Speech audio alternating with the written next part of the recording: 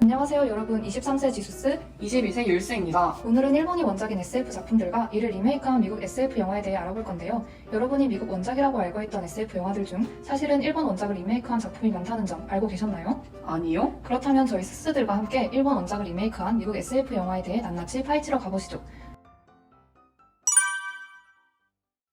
먼저 일본에는 SF의 거장이라고 불리우는 유명 만화가가 있는데요.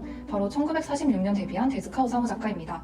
이 작가는 아톰이라는 캐릭터가 주인공으로 등장하는 철한 아톰이라는 작품으로 일본에서 대성공을 거두고 이후 일본 내에서는 SF 붐이 일어나게 됩니다. 이에 따라 우리나라에서 독수리 오형제로 알려진 과학 닌자들 가차맨, 철인 28호, 고지라 시리즈와 같은 오늘날까지도 유명한 SF 작품들이 많이 등장합니다. 헐, 저 고지라 시리즈 완전 좋아하는데. 이렇게 일본 내에서 SF가 하나의 장르로 자리 잡아갈 시기에 미국이 일본의 SF에 관심을 보이기 시작하고, 이런 미국의 관심은 해저 대전쟁, 위도 영 대작전, 감마 제3호 우주 대작전과 같은 미일합작 SF 영화의 탄생으로 이어집니다. 미국은 이에 그치지 않고 일본의 SF 작품을 재생산하기도 합니다. 저희 스스들의 조사에 따르면 대표적인 예로는 고지라를 리메이크한 고질라부터 아스트로보이, 엣지 오브 투모로우, 공각기동대 고스트 인 더 쉘, 알리타가 있습니다. 해당 영화들이 미국 원작이라고 알고 계셨던 분들이 많을 거라고 생각하는데요. 사실은 모두 일본이 원작이라는 점 놀랍지 않나요? 그렇다면 일본 원작과 미국 리메이크 영화에서 찾을 수 있는 문화적 차이점, 저희 스스들과 함께 알아보러 가시죠.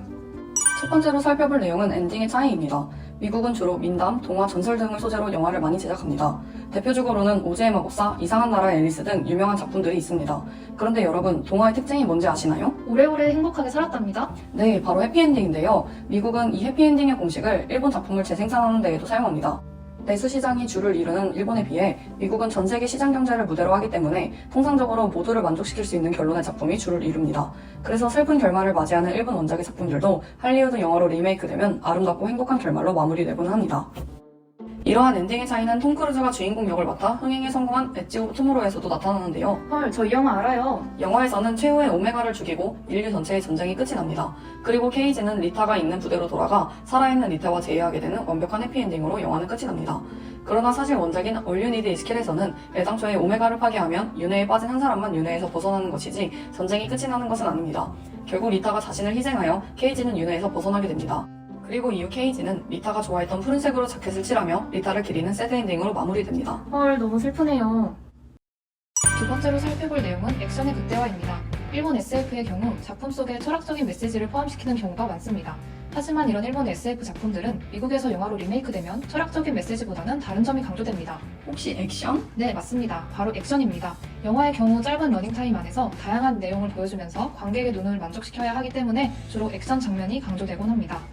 아까 영화 엣지 오브 투모로우의 남자 주인공을 맡은 배우가 누구라고 했죠? 톰 크루즈요. 맞습니다. 톰 크루즈 하면 뭐죠? 액션이죠. 맞습니다. 이렇듯 미국판 영화에서는 원작에 비해 액션씬을 강조하기 위해 유명 액션 배우 톰 크루즈를 섭외했습니다. 또한 영화에서는 액션씬을 극대화하기 위해 주인공의 나이 및 계급 등의 설정까지 변경했다고 합니다. 철원 아톰에서 데스카 오사무는 인간의 기본적인 가치가 중요시 되어야 한다는 메시지를 사람들에게 전합니다. 더 나아가 나와 다르다고 해서 차별하고 냉대하는 사회를 비판하죠. 원작은 이러한 철학적인 메시지를 강조하는 반면 미국이 리메이크한 영화에서는 로봇과의 액션 장면에 더 큰 비중을 둡니다. 스톤 총리의 군대와의 추격전, 원형 경기장에서 펼쳐지는 로봇들과의 결투, 마지막 전쟁 로봇, 피스키퍼와의 대결 등 빠른 속도감으로 원작에서 보여줄 수 없었던 화려한 액션을 중심으로 영화가 전개됩니다.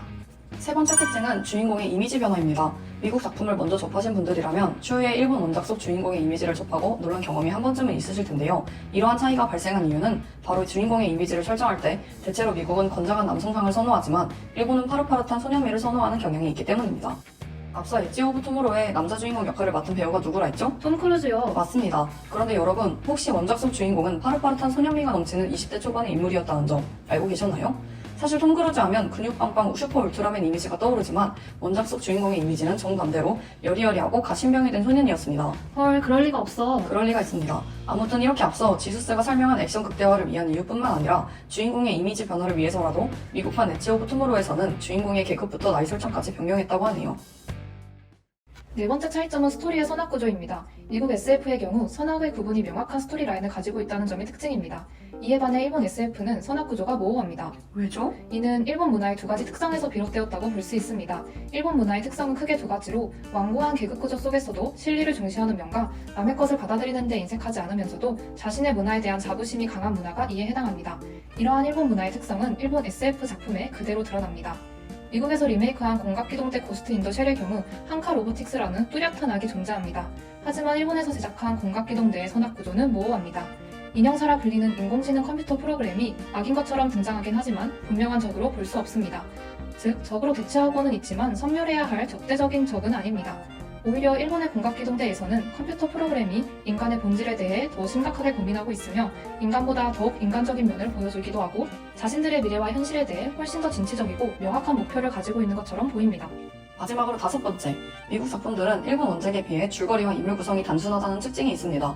일본 원작은 등장인물들의 관계가 계속해서 변하거나 작품 마지막까지 애매모호한 관계로 이어지는 경우가 많지만 미국 작품들은 대부분 줄거리가 단순하여 알기 쉽고 작품 내의 기승전결이 상당히 명확하다는 특징이 있습니다. 이해하기가 너무 어려워요. 그럴 줄 알고 제가 예시를 함께 준비했죠. 여러분 혹시 영화 엣지 오브 투모로우에서는 뜬금없이 케이지와 리타가 핸드릭스라는 사람에 대해 대화하는 장면을 기억하시나요? 핸드릭스? 처음 들어봐요. 리타는 핸드릭스가 자신보다 고참이고 핸드릭스의 주검을 300번 이상 꿨다고 말하지만 핸드릭스가 누군지는 자세히 밝혀주지 않습니다. 짧은 순간 이름이 언급되고 끝난 이 핸드릭스라는 인물, 원작에서는 여주인공 리타를 강하게 만드는 계기이자 중요한 인물로 등장합니다. 원작 속 핸드릭스는 리타가 속한 정예부대의 소대장인데요. 어느 날 리타와 핸드릭스가 대화를 마친 순간 특별한 외계인과 전투가 시작되고 리타의 윤회 역시 함께 시작됩니다. 그리고 이후 리타는 211번의 윤회 탈출에 성공하지만 윤회하는 동안 한 번도 죽지 않았던 핸드릭스 소대장은 리타가 윤회에서 벗어나는 날 전투에서 사망하고 영영 돌아오지 못하게 됩니다. 이 사건을 통해 리타가 윤회를 통해 자신이 누군가를 살리거나 죽일 수 있다는 사실을 깨닫고 이는 리타가 더 강해지는 계기가 됩니다. 우와, 꽤나 중요한 역할이었네요. 미국의 공각기동대 고스트 인더 쉘에서의 표적은 과도한 과학기술과 이를 독점하는 기업으로 단순화되어 있습니다.